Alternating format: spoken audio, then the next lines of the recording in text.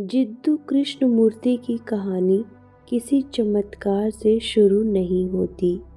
यह कहानी शुरू होती है चुप्पी से, एक ऐसे बच्चे से जिसे कोई खास नहीं समझता था।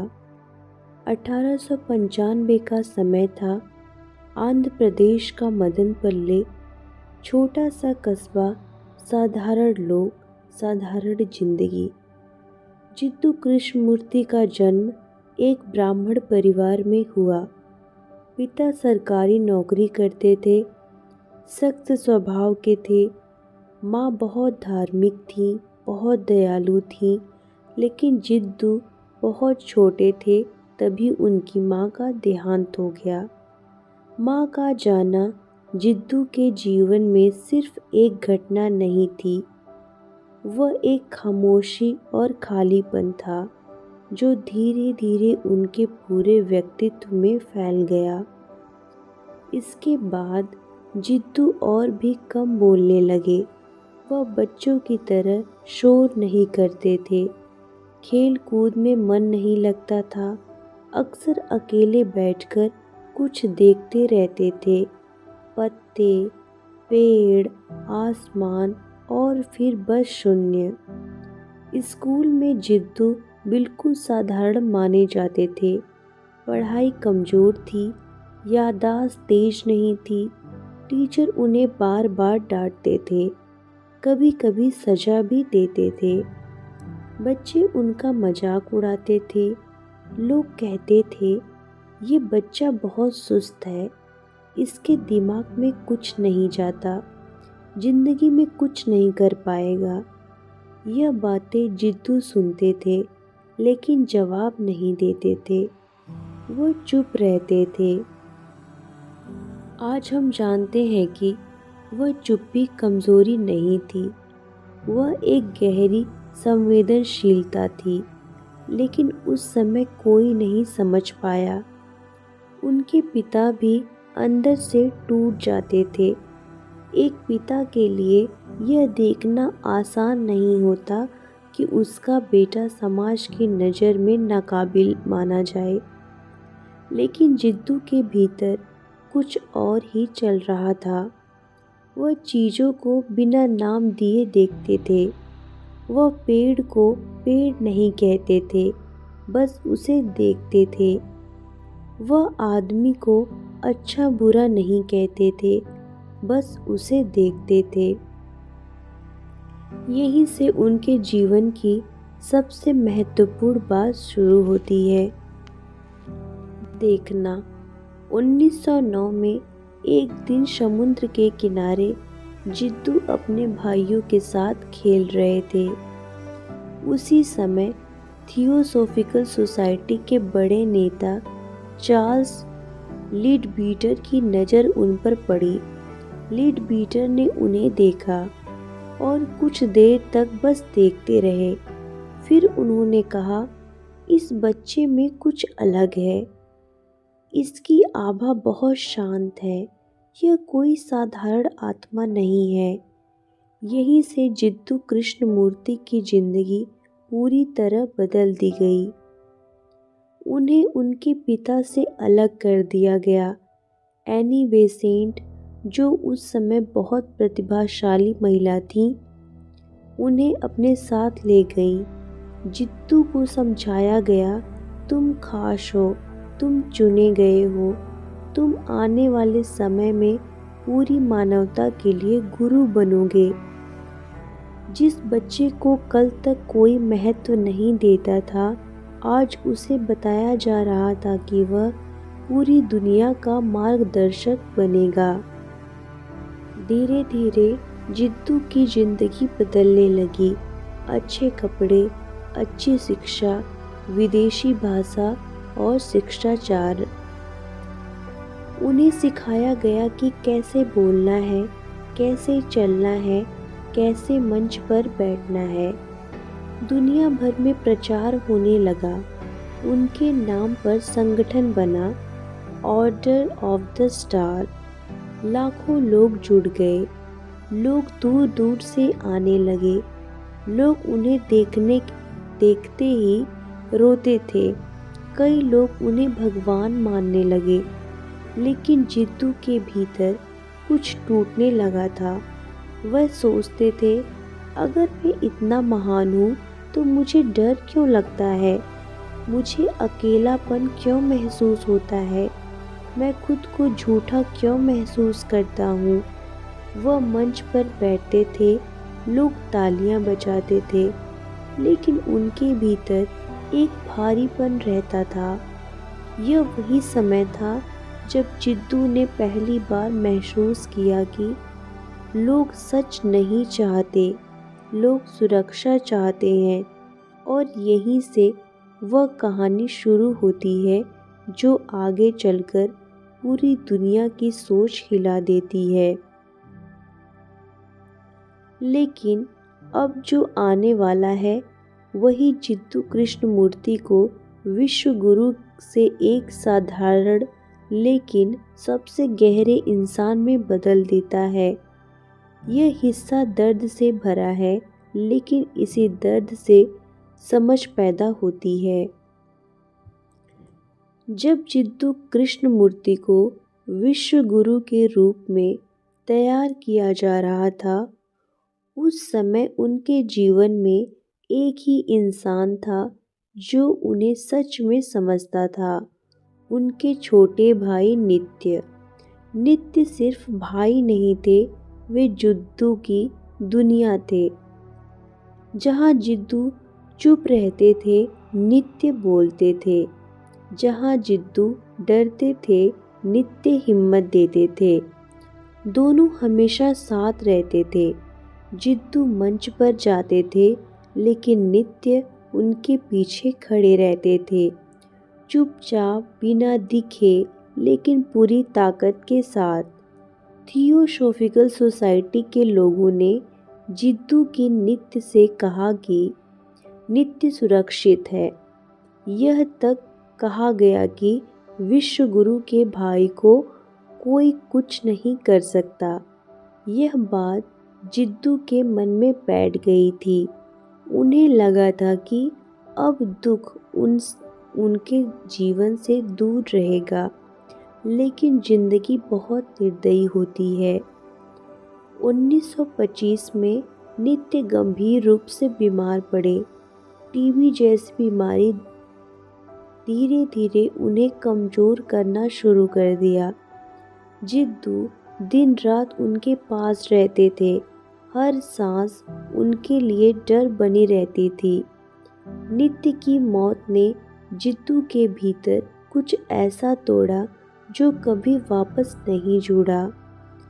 उस दिन जिद्दू रोए नहीं, चिल्लाए नहीं, बस अंदर से खाली हो गए। उन्होंने पहली बार महसूस किया कि आश्वासन झूठे होते हैं, भविष्य का सहारा झूठा होता है, और सुरक्षा का विचार खुद एक भ्रम है। यहीं से जिद्दू कृष्णमूर्ति के भीतर एक सवाल जन्म लेता है, अगर कोई ईश्वरीय योजना होती तो इतना दर्द क्यों? यही सवाल उन्होंने किसी से नहीं पूछा, उन्होंने इसे अपने भीतर ही रहने दिया। नित्य की मौत के बाद जिद्दू पहले जैसे नहीं रहे।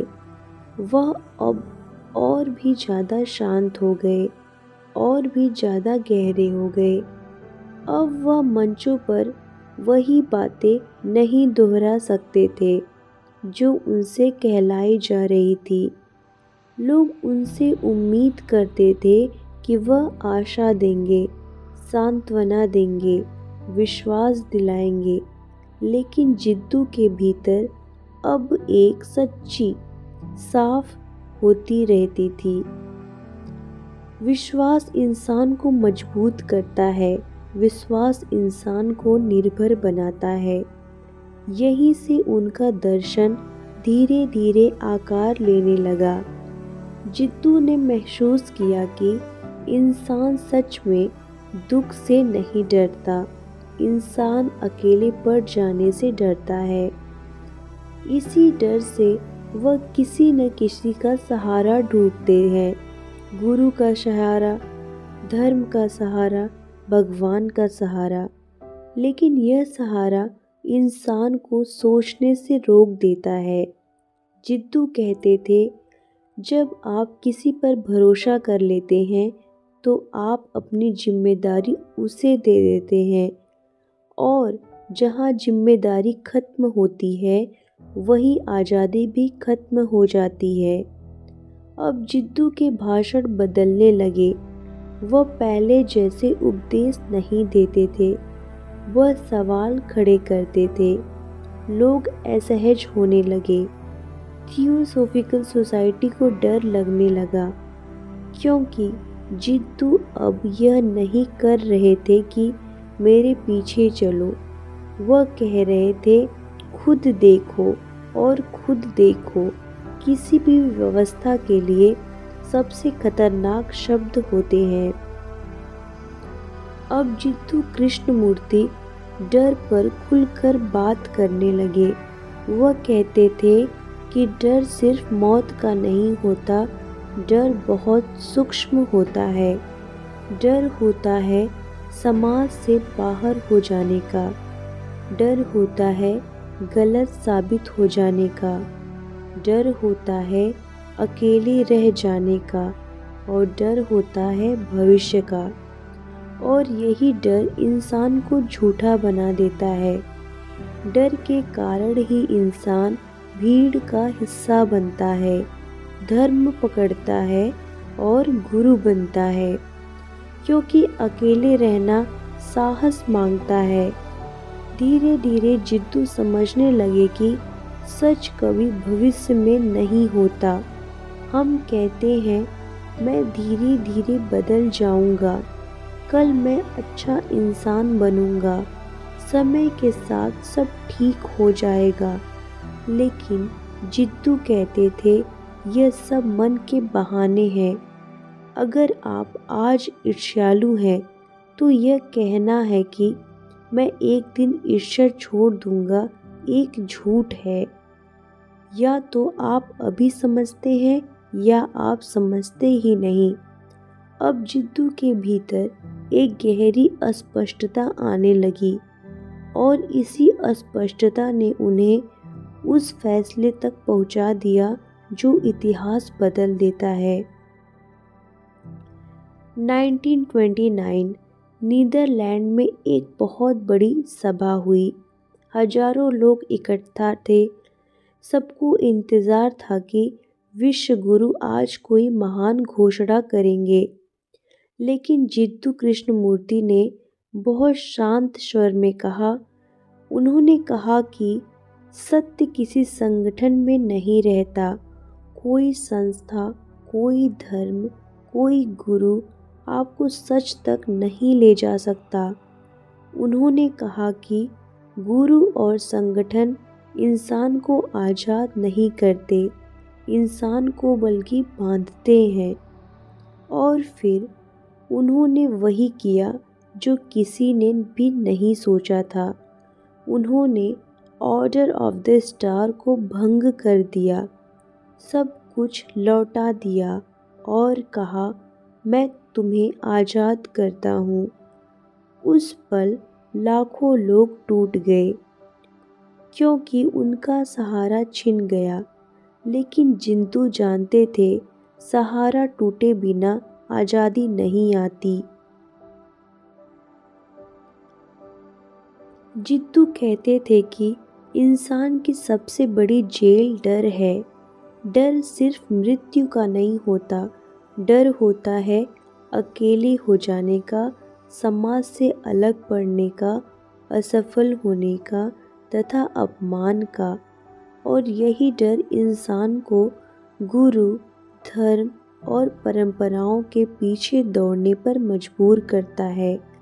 जिद्दू कहते थे, अगर आप सच में देखना चाहते हैं तो डर को दबाइए मत, उसे देखकर समझिए। जितना गहरा आप देखेंगे उतना ही डर खुद ब खुद कम हो जाएगा। यह बहुत बड़ा संदेश है, क्योंकि आज के इंसान भी डर के पीछे दौड़ता है। अकेलेपन से, असुरक्षा से, समाज की उपेक्षाओं से, और यही वह डर है जो इंसान को अंदर से जकड़ता है, भले ही बाहर सब कुछ ठीक लग रहा हो। जिद्दू कहते थे कि प्रेम सिर्फ भावना नहीं है, यह स्वतंत्रता का अनुभव है। प्रेम में कोई उपेक्षा नहीं होनी चाहिए, प्रेम में कोई अधिकार नहीं होना चाहिए। जहाँ डर है वहाँ प्रेम नहीं हो सकता। वह कहते थे, जब मैं कमज़ोर होता हूँ तब प्रेम प्रकट होता है। यह प्रेम किसी व्यक्ति, किसी धर्म या किसी देश के प्रति नहीं है, यह आत्मा की स्वच्छता है। जो डर से मुक्त है वही प्रेम कर सकता है। जिद्दू हमेशा कहते थे कि इंसान भविष्य में जीता है। हम हमेशा सोचते हैं, कल मैं बदल जाऊंगा, कल मैं अच्छा बनूंगा, भविष्य में मैं सही निर्णय लूंगा। लेकिन जिद्दू कहते थे, सच कभी भविष्य में नहीं होता, सच सिर्फ और सिर्फ इस पल में है। अगर आप अभी नहीं देख सकते तो आप कभी नहीं देख सकते। ये सबसे बड़ी सीख है, क्योंकि आज के इंसान का जीवन लगातार भविष्य और अतीत में फंसा रहता है। इसी वजह से लोग शांति और समझ खो देते हैं। जिद्दू का ध्यान कोई आसन या मंत्र नहीं था, उनका ध्यान था पूरा जागरूक रहना। आप जब चलते हैं तो जानते रहें कि आप चल रहे हैं। जब आप बोलते हैं तो जानते रहें कि आप बोल रहे हैं। जब आप गुस्से में हैं तो जाने कि आप गुस्सा महसूस कर रहे हैं। यह छोटा सा अभ्यास मन को शांति देता है। यह इंसान को अपने डर और विचारों के जाल से बाहर निकालता है। जिद्दू कहते थे कि मृत्यु डराने वाली है नहीं है।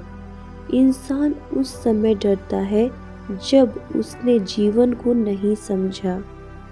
उनका कहना था, अगर आप सच में देख सकते हैं, अगर आप सच में जागरूक हैं, तो जीवन और मृत्यु में कोई डर नहीं रहेगा।